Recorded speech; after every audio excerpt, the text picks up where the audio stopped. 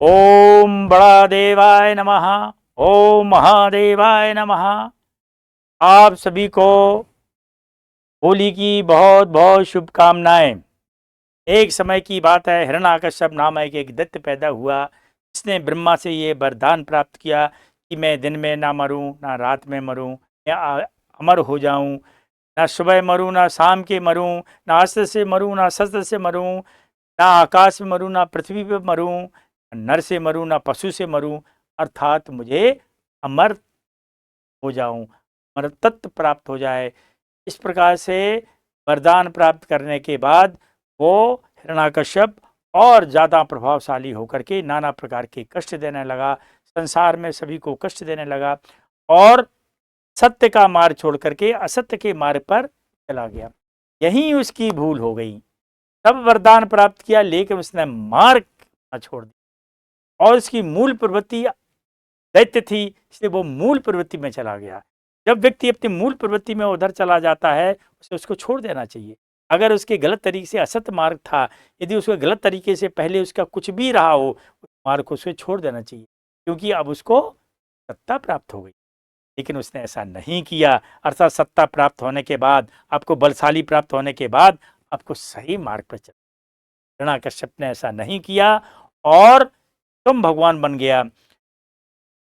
उसके घर में ही उसके एक पुत्र ने जन्म लिया जिसका नाम था प्रहलाद। वो सत्य मार्ग पर चलने लगा। उसने अपने पिता की बात नहीं मानी। पिता से कहा कि आप कुछ भी करें, आप तो सत्य मार्ग पे चलते हैं, हम आपकी बात क्यों मानेंगे। और प्रहलाद ने उनकी बात नहीं मानी। तब उसको नाना प्रकार के कष्ट दिए, मारने का प्रयास किया हिरण्याकश्यप ने अपने पुत्र को। तब होलिका अपने भाई के पास, प्रहलाद के पास, हिरण्याकश्यप के पास आई कि प्रहलाद को मारने में आप इतने क्यों परेशान हो रहे। मैं तो अग्नि में बैठ करके इसको ले जाओ कर बैठ जाऊंगी और मैं नहीं जलूंगी, क्योंकि मुझे वरदान प्राप्त है। मेरे पास ऐसी चादर है, एक आवरण है, जिससे कि मैं अग्नि में नहीं जलूंगी। बहुत बढ़िया, हिरण्याकश्यप उस बात को मान गया और होलिका ने प्रहलाद को अपनी गोदी में बैठाल करके अग्नि में प्रवेश किया। लेकिन आगे कुछ और नियत थी। वो चादर, जो आवरण सत्य का उसके ऊपर चढ़ा रहता था, होलिका के ऊपर, वो आवरण उड़ करके कहाँ पहुंचा, प्रहलाद के ऊपर पहुंचा और प्रहलाद उस अग्नि से बच गया। उसका वध नहीं हुआ, दहन नहीं हुआ और होलिका का दहन हो गया। इसका मतलब कि यहाँ भी सत्य की विजय हुई।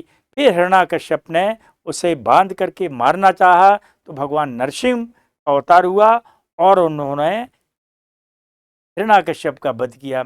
हिरण्याकश्यप को कैसे मारा, उन्होंने अपनी गोदी में रखा, तो न पृथ्वी में न आकाश में, और अपने तीव्र तीखे नाखून है उससे उसको विदीर्ण किया। अर्थात किसी अस्त्र से शस्त्र से भी नहीं मरा। शाम का समय था, संध्या के समय, तो ना दिन थी ना रात थी, और ये नरसिंह थे, नर का और पशु का, दोनों का अवतार था। इसलिए ना आदमी ने मारा, नर ने मारा, ना पशु। उसकी पूरी जो वरदान था वो वरदान पूरा हुआ, लेकिन उसकी मृत्यु हुई क्योंकि वो गलत तरीके से पहुंची। सत्ता प्राप्त होने के बाद भी वो गलत तरीके से, को नहीं जन्मा जस जग असमाही, प्रभुता पाई जाय मद नाही। यदि प्रभुता पा लेता है तो निश्चित वो घमंड में हो जाता है। यही हिरण्याकश्यप। अर्थात आपको दो चीजें ध्यान रखना है कि यदि आपने कोई कर्तव्य किया है तो आपको फल मिले। जैसा आप कर्तव्य करेंगे वैसा आपको फल मिलेगा। हिरण्याकश्यप ने तपस्या की तो फल प्राप्त, फिर उस गलत तरीके से मार्ग पर गया, उसको फल प्राप्त हुआ गलत, और उसका वध हुआ। उसके घर में ही एक पुत्र ने जन्म लिया, का नाम प्रहलाद। प्रहलाद ने असत्य के मार्ग को छोड़कर के सत्य के मार्ग को अपनाया, अपने पिता की भी बात नहीं मानी। अर्थात यदि आपको सामने वाला पिता ही क्यों ना हो, असत्य मार्ग पर गलत तरीके से आपको समझाता है, गलत तरीके पे ले जाता है, तो आप मानने के लिए बाध्य नहीं हैं। आप स्वतंत्र हैं, संसार में स्वतंत्र हैं और आप सत्य के।